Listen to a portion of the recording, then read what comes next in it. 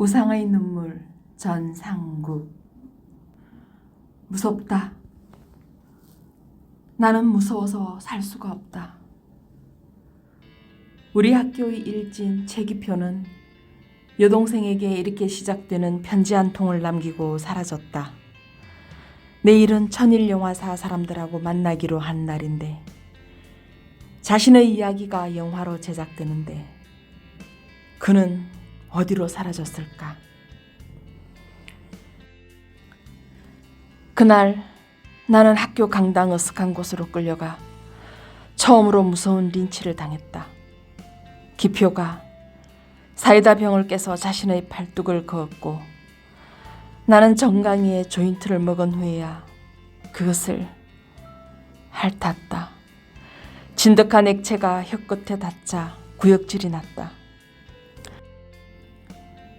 거대한 공포 앞에서 나는 무릎을 꿇고 앉아 빌었다. 그리고 내 허벅지 5군데나 담뱃불 자국이 나고서야 집단 린치는 끝이 났다. 매시끄럽게 놀지 마. 새학기가 시작되자 담임이 임시반장으로 나를 지명했고 그 때문에 나는 메스껍다는 이유로 린치를 당한 것이었다. 담임은 린치를 당했다는 것을 아는지 모르는지 내가 계속 반장이 되기를 바랬으나 나는 형우를 추천했다. 실상 형우 스스로도 반장이 되고 싶어하는 눈치였고 내 허벅지에서는 아직도 진물이 나고 있었다.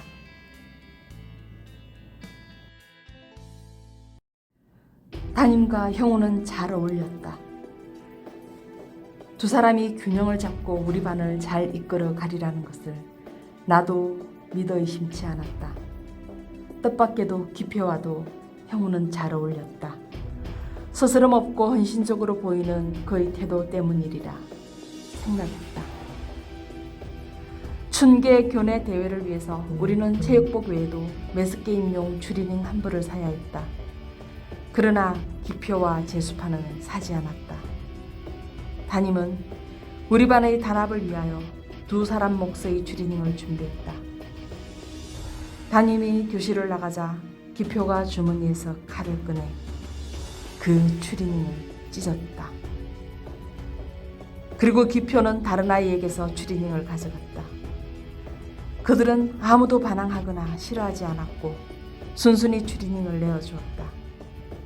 아무리 생각해도 기표는 구제불능이었고 악마였다. 기표들에게 린치를 당하고 학교 골목을 쩔룩거리며 나오던 날, 그 고통스럽고 긴 시간, 내가 생각한 것은 기표야말로 우리들이 흔히 말하는 악마의 자식이 아닐까 하는 생각이었다. 5월 중간고사가 끝나는 날, 드디어 반장인 형우가 기표에게 당했다. 뒷산에서 학생들이 사람을 죽인다고 하여 학생 주임이 갔더니 거기 형우가 피투성이가 된 채 발견되었다. 얼굴은 퉁퉁 붓고 넓적 다리에선 꽃송이처럼 선명한 핏자국이 피어올랐지만 형우의 입은 굳게 닫혀 있었다. 넌 애들한테 몰매를 맞았단 말이야. 아닙니다, 선생님. 제가 먼저 그 아이한테 시비를 걸었던 것입니다. 아, 글쎄, 그게 누구냐고. 말할 수 없습니다. 그렇게 영웅이 탄생하는 순간이었다. 사건의 발단은 커닝페이퍼였다. 중간고사를 앞두고 형우는 기표와 제수파를 낙제에서 구제하기 위해 커닝을 도와주자고 제안했다. 첫 번째 시간, 기표는 백지 답안지를 제출했다. 그러나 두 번째 시간에는 기표가 커닝페이퍼를 들고 교단으로 갔다. 어떤 새끼가 이걸 나한테 전해왔습니다. 그러나 감독은 범인을 찾을 수가 없었다. 모든 아이들이 자신이 범인이라고 자백을 했기 때문이다. 감독 선생은 이 어처구니 없는 사태에 어리둥절한 모양이었지만 우리 반을 훌륭한 반이라고 축켜 세우고는 일단락지었다. 그런데 기표의 얼굴은 노랗게 질려 있었다. 그날 오후 형우는 기표네 제수파에게 죽도록 맞은 것이다. 이미 그 통과 의례를 지나온 나는 묘한 동질감과 아울러 형우가 가졌을 극도의 공포를 생각했다. 기표와 한 배를 타는 순간 우리는 그 무시무시한 폭력의 굴레에서 누구도 벗어날 수 없었던 것이다.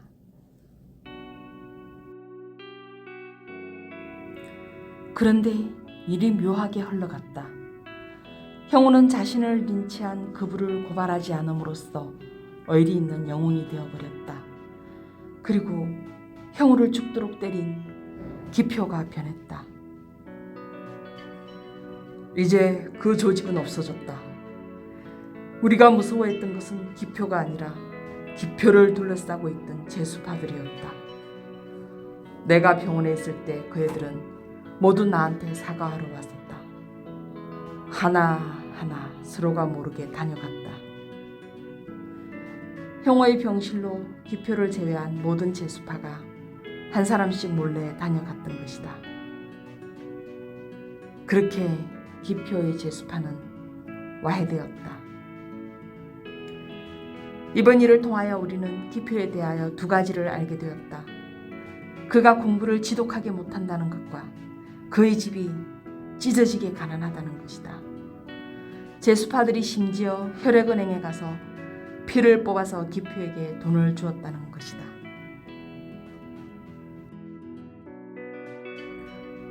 어느 날 담임과 형우는 기표가 자리에 없을 때 가난한 기표를 위하여 모금운동을 진행했다. 그 일은 교실을 넘어 학교 전체로 나아가 언론에까지 보도되기에 이르렀다.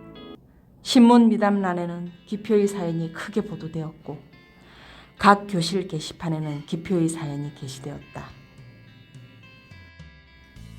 그리고 천일영화사에서 기표의 사연을 영화화하기 위해 방문하기로 하였다. 이제 아이들은 아무도 기표를 무서워하지 않았고 심지어 형이라고 부르지도 않았으며 어깨에 손을 얹는 아이까지 생겼다. 한때 우리들의 악마 기표는 어느새 수줍음 많고 부끄럼 많은 아이로 변해 있었다. 이렇게 많은 일들이 일어나는 동안 기표는 아무것도 하지 않았다. 그는 그저 예나 지금이나 그대로이다. 그런데 이 망할 새끼가 끝까지 말썽이란 말이야. 담임은 담배 연기를 깊이 빨아들였다가 내뿜으며 투덜거렸다. 내일 천일영화사 사람들하고 만나기로 약속한 날이잖냐. 그런데 이 망할 새끼가. 그는 서랍에서 편지 하나를 꺼내 우리들 앞에 내던졌다. 기표가 바로 밑에 여동생한테 보낸 편지였다. 편지 맨 앞줄에는 이렇게 씌어 있었다. 무섭다. 나는 무서워서 살 수가 없다. 우리 학교 일진인 기표는 무서워서 더 이상 살 수가 없다며 편지 한 장만을 남기고 사라졌다. 무엇이 기표를 두렵게 한 것일까? 이렇게 그의 신화가 깨어지면 나 유대의 허벅지에 남은 5개의 담뱃불 자국이 너무 허망해지지 않는가?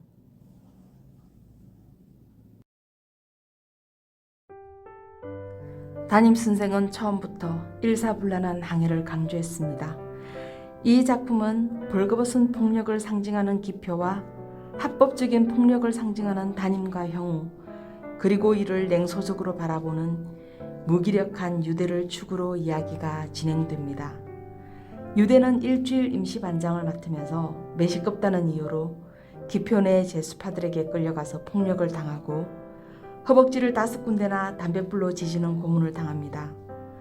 유대는 아무에게도 발설하지 않았지만 곧 소문은 파다하게 났고 형우는 동정어린 시선을 보내지만 유대는 묘한 우월감에 사로잡힙니다. 기표와 같은 배에 탄 사람들은 공동 운명체로 기표의 폭력으로부터 자유로울 수 없었고 먼저 겪은 우월감 같은 것으로 스스로를 무장했습니다. 새로운 반장으로 임명된 형우는 그부들에게 신망도 높고 부침성도 좋아 기표 내 제수파하고도 좋은 관계를 유지하는 듯 보였습니다. 그러나 기표와 제수파를 낙지로부터 구제하겠다는 발상으로 커닝 페이퍼를 돌리다가 선생님이 아닌 기표로부터 엄청난 폭행을 당해서 병원에 입원하게 됩니다.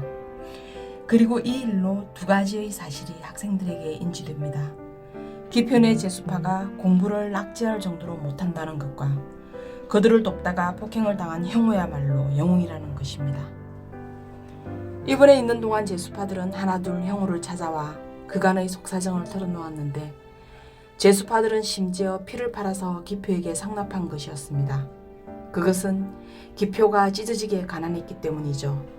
기표는 이제 무서운 악마, 폭력자에서 공부도 못하는 가난하고 불쌍한 아이로 대중 앞에 벌거벗겨졌습니다. 반장인 형우와 담임이 대놓고 기표를 위한 모금운동을 진행한 일은 정말 기표를 위한 일이었을까요? 우상의 눈물은 벌거벗은 폭력보다 무서운 선을 가장한 합법적인 폭력의 두려움에 대해서 말하고 있습니다. 1970년대 말을 배경으로 하여 눈에 보이는 것보다 보이지 않는 합법과 선의를 가장한 권력이 더욱 무서운 폭력이 된다는 것을 고발하고 있습니다. 2022년, 지금은 어떤가요? 다음 시간에 뵙겠습니다.